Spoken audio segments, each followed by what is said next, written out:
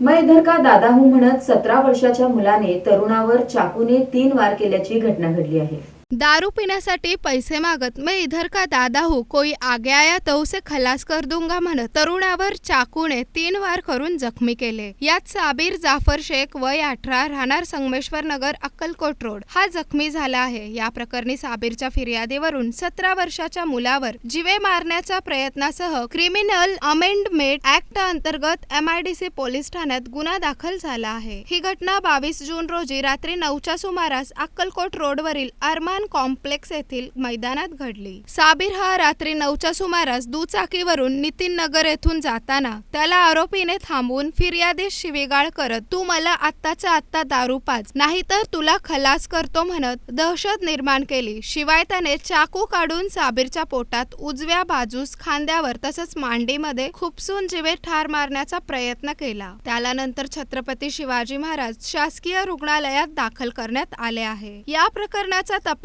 सहाय्यक पोलीस निरीक्षक मोरे हे करत आहेत। या प्रकरणी पोलिसांनी अल्पवयीन मुलाला ताब्यात घेतले आहे।